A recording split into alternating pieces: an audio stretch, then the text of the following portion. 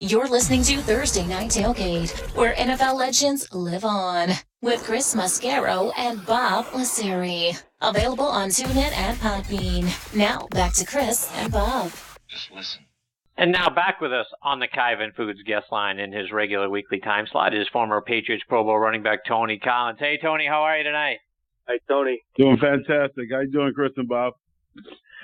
Really good, Tony.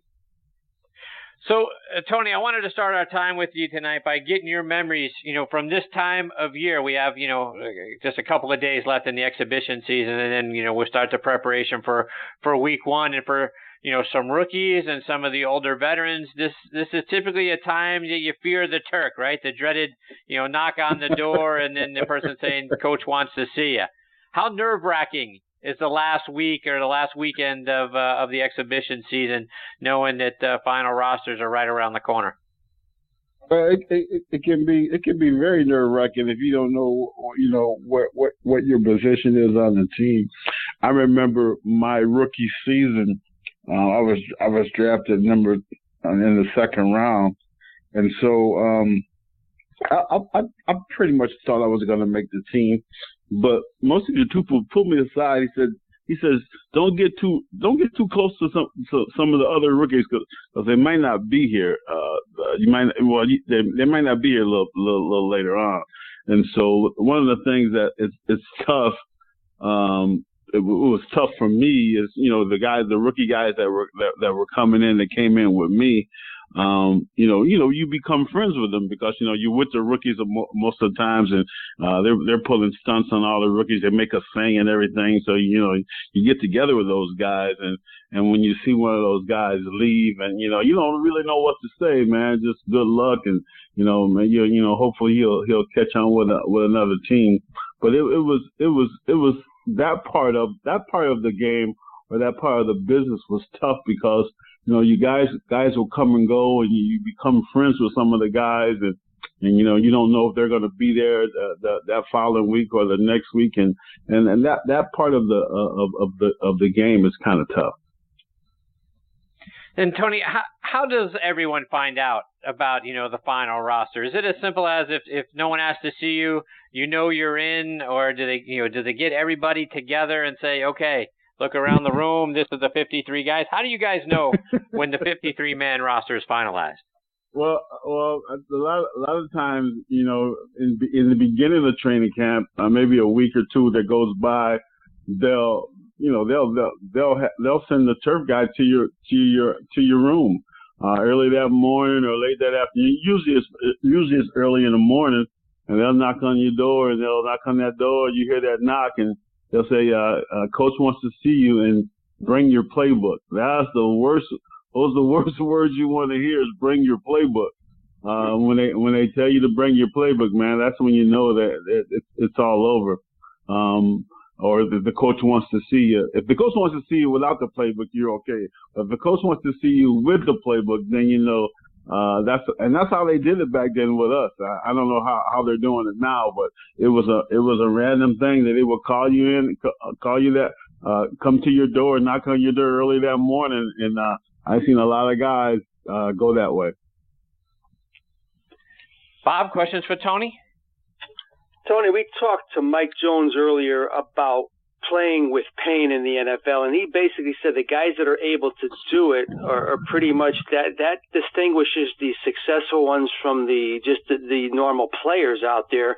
Just wondering, Tony, do you remember certain times of your career or certain games where you were banged up more than others, but still were able to go out there and perform pretty well? Yeah, man. Yeah, I had shoulder, bruises, but probably the worst thing that I had was cracked ribs one time, and I was playing with cracked ribs, and I was playing with I would get the cortisone shots before the game, and I would get the shots at halftime. Then after the game is over, when the cortisone wears off, man, I'm in so much pain I can hardly breathe. I don't know if you guys ever had cracked ribs before. You can't sneeze, you can't cough. It's the worst feeling in the world, and you can't go to sleep. And so, I was probably stupid to play with it. I should have sat down, but I didn't sit down. And but that was actually into my book. It's one of my downfalls, because I started that. I think it was my third year in the league. Playing with those cracked ribs throughout the season because they didn't get better. Because when I went to the game and I got hit on them, I didn't feel it because my whole side was numb. And so after the game, the pain was just tremendous.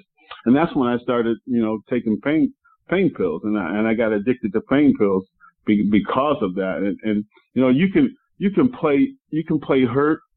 And that's some of the things he was probably talking about. Playing hurt is playing with pain, but playing injured, you got to understand having cracked ribs and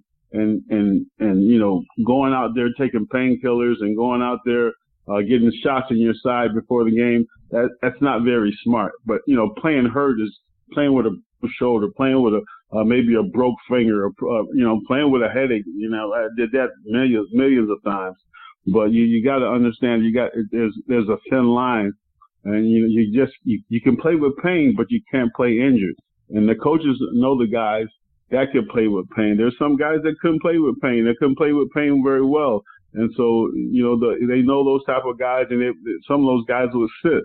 And but us being warriors like we think we are, we think anything that if we can walk. Oh, we can run, we can play, and that was my attitude too. Maybe it was the wrong attitude, but that was my attitude as I went into the league. That nothing was going to stop me from playing as long as I could run. But you just got to understand, you can play with pain, but you can't play with an injury. If you have an injury, you need to sit down, you need to rest, and let somebody else get out there and play, because playing with pain and playing injured is two different things.